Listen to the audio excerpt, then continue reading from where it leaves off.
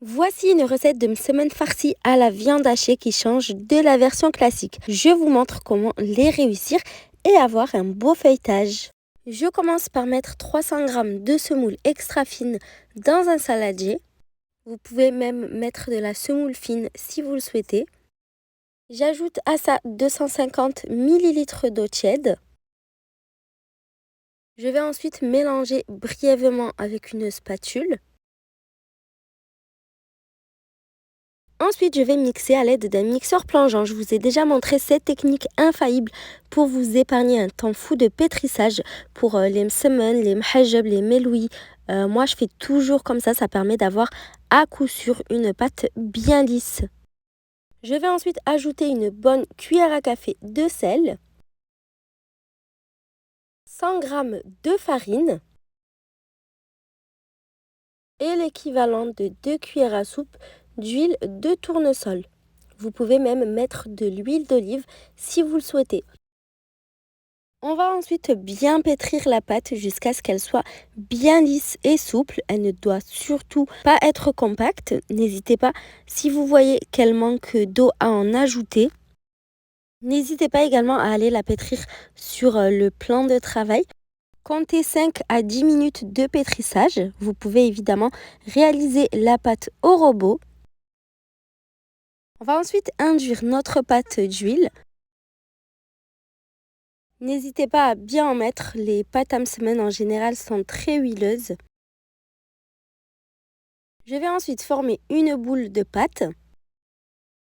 On la réserve dans un sac de congélation ou alors un sac plastique, du film alimentaire, peu importe. On va bien refermer et on va la laisser reposer minimum 2 heures à température ambiante. Mais je vous conseille de laisser votre pâte reposer toute une nuit au réfrigérateur. Pour la farce, j'ai mis de l'huile d'olive à chauffer dans une poêle. Pendant que l'huile chauffe, je hache un gros oignon finement. J'ajoute les oignons dans la poêle et je le fais revenir pendant environ 5 minutes. Je viens ensuite ajouter 2 gousses d'ail hachées. Je remue bien et je poursuis la cuisson d'encore 5 minutes.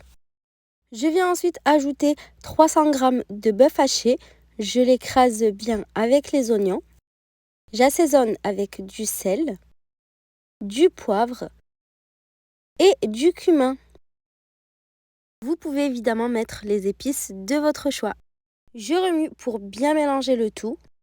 Pendant que ça cuit, je hache 2 belles tomates bien mûres.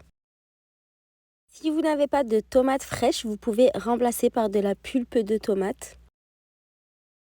Donc on va venir ajouter les tomates broyées dans la poêle. Et on va bien remuer le tout. N'hésitez pas en remuant à écraser un maximum la viande hachée.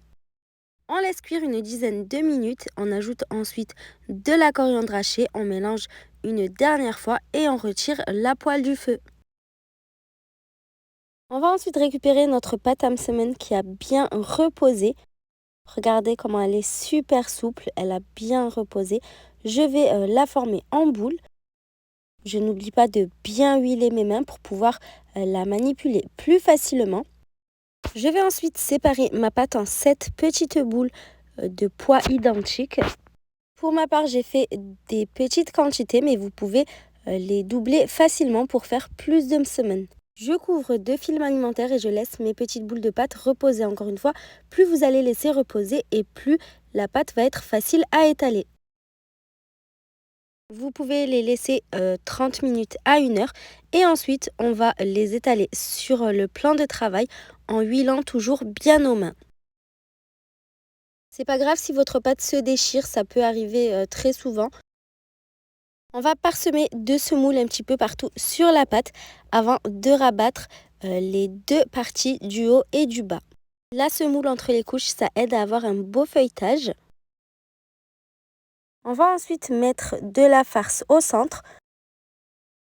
Par contre, il faut éviter d'aller sur les bords pour pas que ça déborde.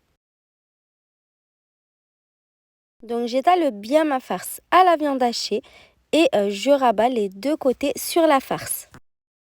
Ensuite, sur les deux bords, je viens pincer avec mes mains et j'aplatis légèrement. Je réserve mon semaine farci de côté, je le couvre de film alimentaire et je laisse reposer le temps de préparer mes autres semaines farcies. On va ensuite venir étaler nos semaines par ordre du premier au dernier étalé. Plus vous aurez laissé reposer votre pâte et mieux votre semaine s'étalera. On va ensuite le déposer sur une poêle chauffée à feu moyen. On va le laisser cuire sur la première face légèrement et on va le retourner. Et vous allez le retourner régulièrement pendant la cuisson pour qu'il cuise uniformément des deux côtés.